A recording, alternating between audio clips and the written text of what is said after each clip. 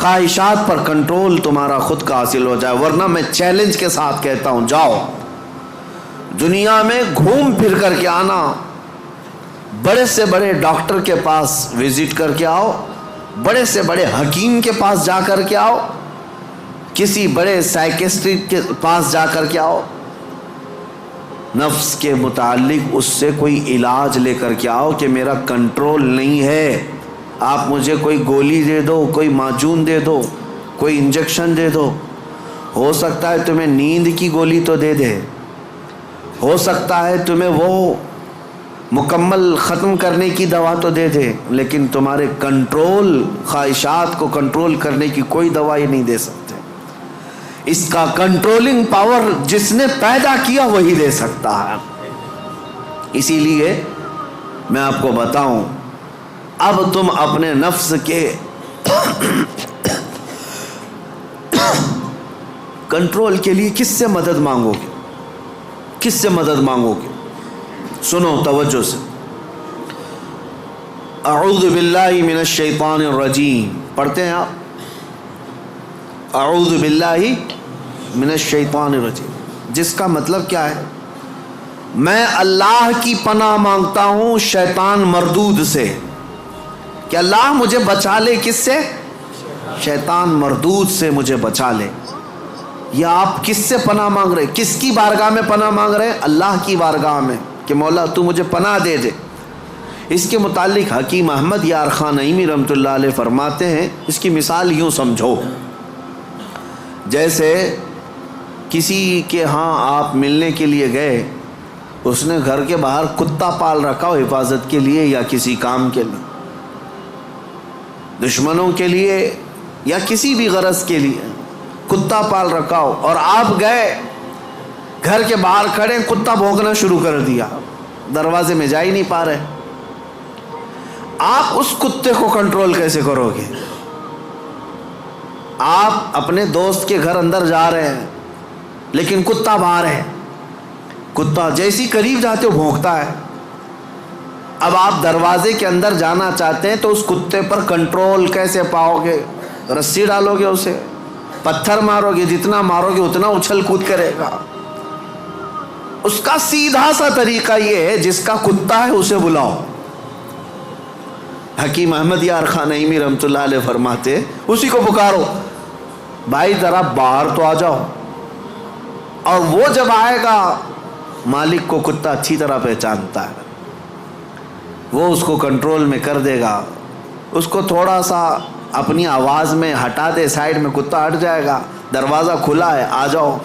دوست اپنے دوست سے ملاقات کر لے گا، لیکن اس بیچ والے کتے کے کنٹرولنگ کے لیے کتے کے مالک کو ہی پکارنا ہوگا. اسی لیے حکیم احمد یار خان نعیمی رحمۃ اللہ علیہ فرماتے ہیں، نفس ایک کتا ہے جو تمہیں تمہارے رب کے دروازے پر جانے سے پہلے بھونکتا ہے، دروازے میں کھڑا ہو جاتا ہے، نہیں جانا مسجد، نہیں جانا اس ذکر پر، نہیں جانا ان محافل میں. اس کتے پر کنٹرولنگ کیسے حاصل ہوگا؟ فرمایا گیا اسی لیے تم اس کتے کے مالک رب ذوالجلال کو ہی پکارو. پیدا تو اسی نے کیا ہے، رب تبارک و تعالیٰ نے پیدا کیا ہے، اور وہی تمہیں اس پر قبضہ بھی دے گا. اسی کے متعلق فرمایا گیا، اللہ نے پہلے ہی قرآن پڑھنے سے پہلے حکم کیا دیا، یہ پڑھو اعوذ باللہ من الشیطان الرجیم، میں اللہ کی پناہ مانگتا ہوں شیطان مردود سے. آج ہم اسی لیے اس مسجد میں آئے بھی ہیں. میں نے نفس کے متعلق جو باتیں ذکر کی، یقیناً نفس نے بہتوں کو اندھا کر دیا، بہتوں کو برباد کیا، بہتوں کو گمراہ کیا، کئی کو کافر کیا. جو کفار و مشرکین ہیں نا، وہ صرف نفس کی سنتے ہیں، اگر حقیقت میں وہ تمام مشاہد اور مناظر میرے رب ذوالجلال کی قدرت کے نفس کو چھوڑ کر کے دیکھتے تو ایمان ضرور لاتے، ایمان ضرور لاتے. وہ نفس کی پیروی کر رہے ہیں اور نفس کی خواہشات لوگوں کو کافر بنائے رکھی ہے، وہ نہیں آ پاتے اس طرف. اب میں بات کو سمیٹتے ہوئے اس بارگاہ میں لے چلتا ہوں جس مصطفیٰ کریم نے نفس سے بچنے کے لیے اپنے صحابہ کی تربیت کیسے کی تھی. یقیناً وہ ماحول کو ہم دیکھتے ہیں، روح تڑپ جاتی ہے. سیدنا ابو بکر صدیق رضی اللہ تعالی، اللہ اکبر، وقت کے خلیفہ ہیں، حضور پاک صلی اللہ علیہ وسلم کے بعد خلافت کے تخت پر، لیکن اپنے نفس کے خلاف کرنے کے لیے، خواہشات کے خلاف جانے کے لیے، کھانے پر کنٹرول، سونے پر کنٹرول، ہر چیز پر کنٹرول۔ اتنی غربت کا ماحول تھا کہ سارے صحابہ نے بیٹھ کر کے مشورہ کیا کہ خلیفہ کا کوئی وظیفہ جاری کریں، تنخواہ، ورنہ وہ بھوکے رہ جائیں گے۔ تو بیت المال سے ان کا وظیفہ جاری کیا گیا۔ اتنا تھا وظیفہ کہ اس سے ان کا صرف مہینے بھر کا گھر چلتا تھا، باقی کچھ بھی نہیں آتا تھا۔ ایک دن ان کی بیوی نے کہا کہ خلافت کے کاموں سے تھک جاتے ہو، کبھی گھی روٹی بھی تو کھا لیا کرو، کبھی گھی کھا لو، کبھی روٹی کھا لو، شہد کھا لو۔ حضرت ابوبکر صدیق نے کیا کہا جانتے ہیں؟ اتنے پیسے کہاں ہیں کہ گھی اور شہد خرید سکوں؟ کون؟ خلیفۃ المسلمین۔ تو ان کی بیوی کہتی ہیں آپ مت گھبرائیں، میرے پاس ہے، میں دیتی ہوں، جائیے آپ گھی اور شہد خرید لائیے۔ کہا تمہارے پاس ہیں، لاؤ۔ بیوی لے آئی، ایک پوٹلی میں پیسے جمع تھے۔ کہا یہ لیجیے، آپ بازار جائیے، گھی اور شہد خرید لائیے۔ حضرت ابوبکر صدیق نے پوچھا اتنے پیسے تیرے پاس کہاں سے آئے؟ تو ان کی اہلیہ نے کہا جو ماہانہ وظیفہ آپ کا آتا ہے، تنخواہ آتی ہے، مہینہ بھر کا خرچہ چلاتی ہوں، تھوڑا تھوڑا بچا کر کے رکھتی ہوں کہ برے وقت میں کام آ جائے۔ حضرت ابوبکر صدیق نے وہ پوری پوٹلی اٹھائی اور لے جا کر کے بیت المال میں جمع کیا اور کہا یہ میری ضرورت سے زیادہ آتا ہے، اسی لیے میرے گھر میں بچ جا رہا ہے، آج سے میرا وظیفہ کم کر دو۔ خواہشات کے خلاف کھڑے ہونے والوں میں پوری دنیا میں اگر کوئی مثال ہے تو صرف رسول اللہ کے صحابہ کی مثال ہے، صرف رسول اللہ کے صحابہ۔ ایک حضرت نعمان بن مقرن ہے، ایک بادشاہ کے دربار میں گئے، حضور کی طرف سے سفیر بن کر کے گئے تھے، قاصد۔ تو بادشاہ کو جب پتہ چلا شاہ عرب مصطفیٰ کریم صلی اللہ علیہ وسلم کا ایک قاصد آ رہا ہے، اس نے سونے کی کرسی لگا دی اور ریشم کا قالین بچھایا۔ میرے عزیزو صحابہ، حضور کے ساتھ ہوتے تو وفاداری، حضور اگر دور ہوتے تو بھی وفاداری۔ اس مجمع میں گئے جہاں پورے کے پورے اغیار ہیں، کوئی مسلمان نہیں تھا، تو اپنی تلوار سے وہ قالین پھاڑتے ہوئے چلے گئے، ہٹا دیا، اور کرسی جو سونے کی تھی اس کو پاؤں سے مار کر گرا دیا، کہا میرے لیے عام سی کرسی لاؤ۔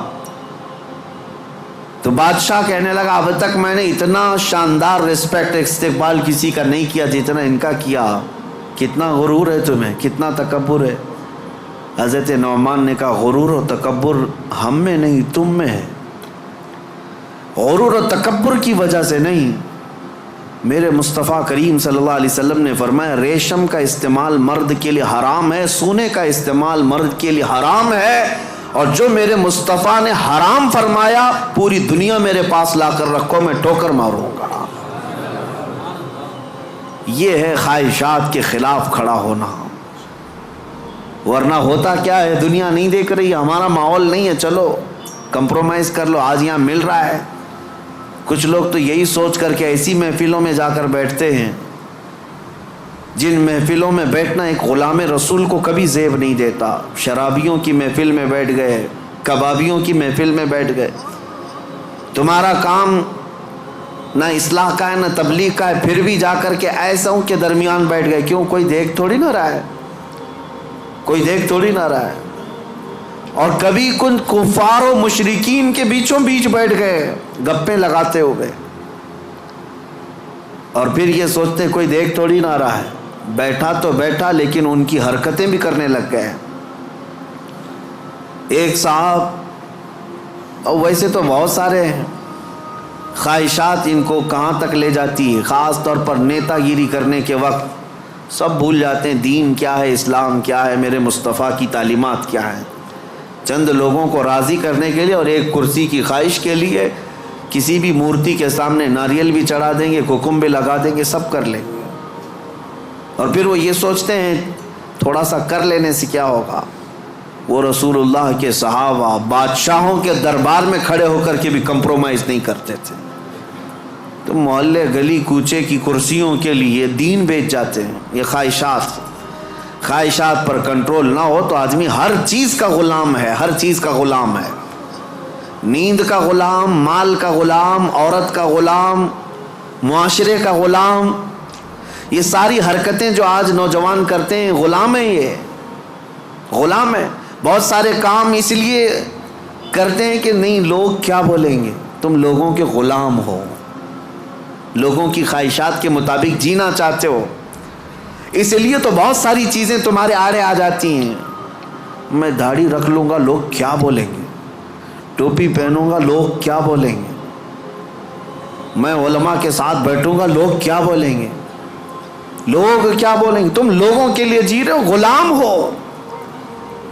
کئی ایسے ہیں جن کی غلامی کبھی ختم نہیں ہوتی. تم اللہ اس کے رسول کے لیے جیو. ان خواہشات سے باہر نکل آؤ، ان خواہشات سے باہر نکل آؤ. عزیزان گرامی وقار، ان خواہشات کو ختم کرنے کے لیے اگر کوئی سب سے پاورفل علاج ہے تو وہی میں نے کہا اللہ کا ذکر ہے.